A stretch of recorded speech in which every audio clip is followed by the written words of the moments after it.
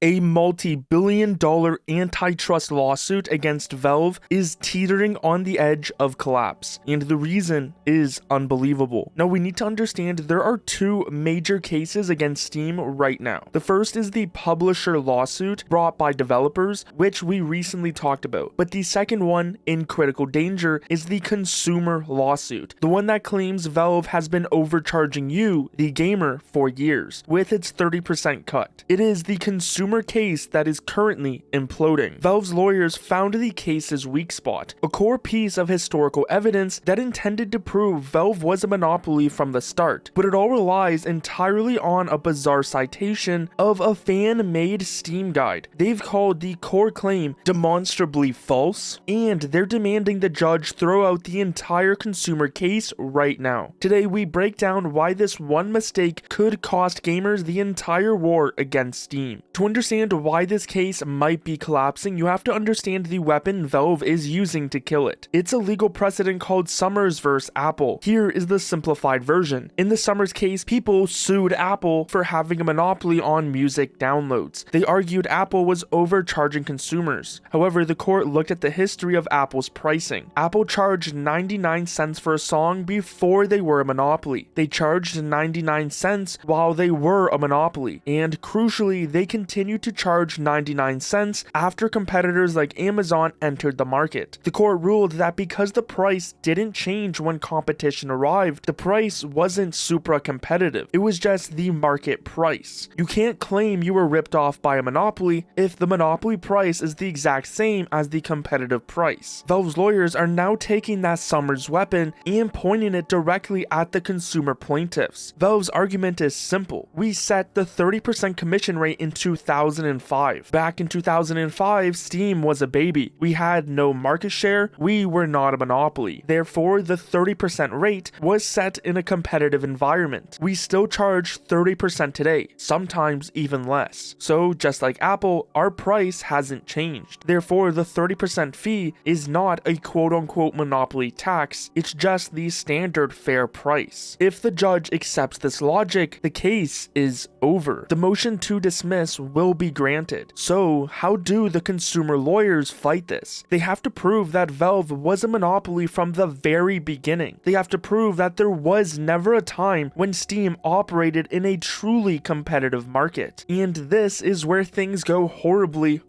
wrong for the consumer plaintiffs, seeing as they need to prove that Valve had monopoly power in the early 2000s to defeat the Summers argument. Their entire case rests on a specific historical claim. They allege that in 2001, Valve acquired a platform called the World Opponent Network, or One. For the younger viewers, One was the online service used by Sierra Entertainment for games like the original Half-Life and Counter-Strike. The plaintiffs argue that by buying One, Valve absorbed 1.5 million users overnight, effectively buying a monopoly before Steam even launched. This is the centerpiece of their argument. If Valve bought a monopoly in 2001, then the 30% price they set in 2005 was set by a monopolist, and the Summers defense fails. But Valve filed a response that can be summarized in two words: demonstrably false. Valve submitted a sworn declaration, a formal legal document under penalty of perjury,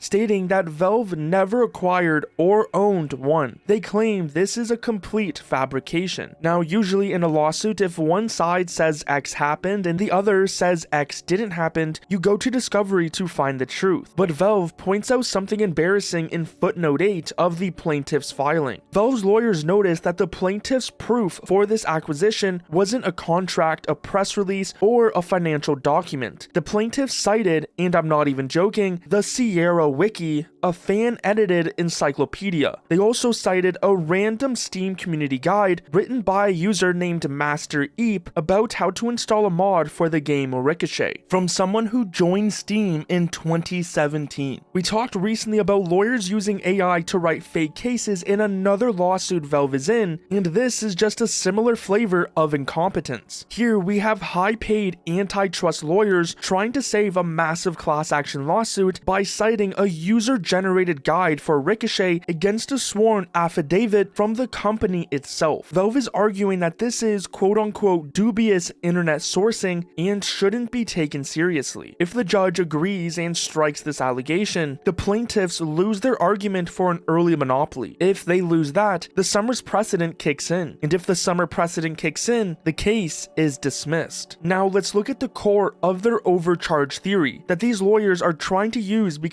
this affects your wallet directly. The plaintiffs argue that Valve's 30% cut is untethered to costs. They say that back in 2005, a 30% cut made sense. It was meant to compete with brick and mortar stores like GameStop or Best Buy. Those physical stores had to pay for rent, electricity, shipping trucks, warehouse shelving, and employees. But Steam is digital. The plaintiffs argue that the cost of hosting a download in 2024 and 2025 is effectively negligible. They point out that Valve has profit margins consistently near 40%, making them one of the most profitable companies per employee on Earth. They argue that in a real competitive market, that 30% fee would have naturally dropped to 10% or 12% over time as technology got cheaper. Taking examples from competitors like Epic Games with 12% and Discord with 10% who tried to enter the market with those lower rates. The plaintiffs argue that the only reason Valve can still charge 30% 20 years later is because of the PMFN, the platform most favored nation clause. This is the price parity rule. It effectively stops developers from selling their games cheaper on other stores. The plaintiffs claim you as a gamer are paying an artificially inflated price for every game, not because the game costs that much to make, but because Valve refuses to let the market drive the price down. This might sound familiar because it's the same argument the publishers are using successfully in their lawsuit, but the consumers are struggling to make it stick because they are caught in this summer's trap, trying to prove Valve was a monopoly in 2001 by using these bad wiki links. So Valve's defense is arguing that the plaintiffs are ignoring reality, seeing as prices have come down. Valve points out that for massive best-selling games, they did drop the commission rate to 25% and 20% in 2018. They argue this proves they respond to competition. The plaintiffs, of course, argue Valve only did this because they were scared of Epic Games, proving they were a monopoly until challenged. Valve also says that pass-through is a myth. Valve argues that even if they lowered their commission to 0%, there is no evidence publishers would lower the price of games for you. They argue that publishers would likely just keep the price as $60 or $70 and pocket the extra profit. They also mention the Epic failure. Valve ruthlessly points out that Epic Games' 12% store has struggled to be profitable. Valve argues that charging 30% isn't supra-competitive, it's simply the cost of doing business properly. They cite the fact that Discord shut down their store because the 10% fee wasn't sustainable. Valve is essentially saying, we offer the best service, the best features, and the biggest audience. We charge a premium for a premium service. That's not illegal, that's business. So where does this leave us? Why is this filing so dangerous for the case? If the judge looks at Footnote 8 and decides that the plaintiffs have no real evidence that Valve acquired one, the entire timeline of the lawsuit breaks. Without the one acquisition, the plaintiffs cannot prove Valve was a monopoly when the 30% price was set. Without that proof, the Summers vs. Apple precedent applies. If Summers applies, the court must assume the 30% price is competitive. If the price is competitive, there is no antitrust injury, and that means the case is dismissed. The consumers have asked the judge that if they do dismiss the case, to do it without prejudice, which is legal speak for please let us try again and fix our mistakes. Valve, however, has asked for dismissal with prejudice, which means end this permanently. They have wasted enough of our time. This is a critical moment for the future of the case. While the publisher lawsuit is fighting on, the consumer lawsuit, the one that could actually put money back in your pocket as a gamer, is on the edge of collapse. All because lawyers might have trusted a random Steam guide a little too much. We will be watching the docket closely for the judge's ruling on this motion to dismiss. But Valve is for sure ending 2025 on a bang for all of their lawsuits. So let's see what's in store for 2026. Make sure you're subscribed so you don't miss the update when the ruling drops.